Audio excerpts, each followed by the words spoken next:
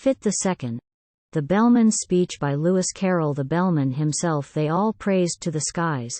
Such a carriage, such ease and such grace. Such solemnity, too. One could see he was wise, the moment one looked in his face. He had bought a large map representing the sea, without the least vestige of land. And the crew were much pleased when they found it to be a map they could all understand. What's the good of Mercator's North Poles and Equators, Tropics, zones, and Meridian lines? So the Bellman would cry. And the crew would reply, they are merely conventional signs. Other maps are such shapes, with their islands and capes. But we've got our brave captain to thank.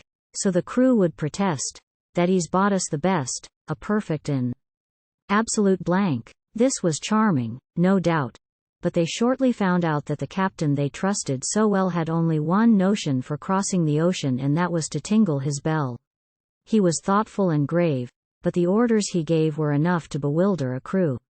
When he cried, steer to starboard, but keep her head larboard. What on earth was the helmsman to do? Then the bowsprit got mixed with the rudder sometimes. A thing, as the Bellman remarked, that frequently happens in tropical climes, when a vessel is, so to speak, snarked.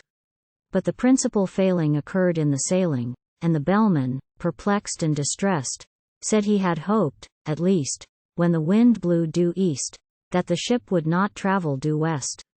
But the danger was past. They had landed at last, with their boxes, portmanteaus, and bags. Yet at first sight the crew were not pleased with the view, which consisted of chasms and crags. The Bellman perceived that their spirits were low, and repeated in musical tones some jokes he had kept for a season of woe.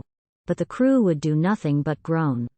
He served out some grog with a liberal hand, and bade them sit down on the beach, and they could not but own that their captain looked grand, as he stood and delivered his speech.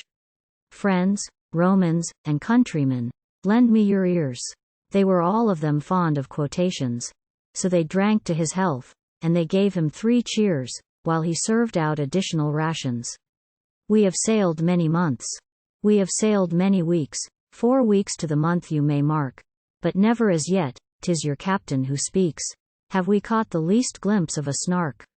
We have sailed many weeks, we have sailed many days, 7 days to the week I allow.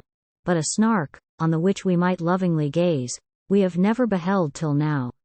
Come, listen, my men, while I tell you again the 5 unmistakable marks by which you may know, wheresoever you go, the warranted genuine snarks. Let us take them in order. The first is the taste, which is meager and hollow, but crisp, like a coat that is rather too tight in the waist, with a flavor of will-o'-the-wisp. Its habit of getting up late, you'll agree that it carries too far, when I say that it frequently breakfasts at 5 o'clock tea, and dines on the following day. The third is its slowness in taking a jest. Should you happen to venture on one, it will sigh like a thing that is deeply distressed, and it always looks grave at a pun. The fourth is its fondness for bathing machines, which it constantly carries about, and believes that they add to the beauty of scenes, a sentiment open to doubt. The fifth is ambition. It next will be right to describe each particular batch, distinguishing those that have feathers and bite, from those that have whiskers and scratch. For, although common snarks do no manner of harm, yet I feel it my duty to say some are boojums. The Bellman broke off in alarm, for the baker had fainted away.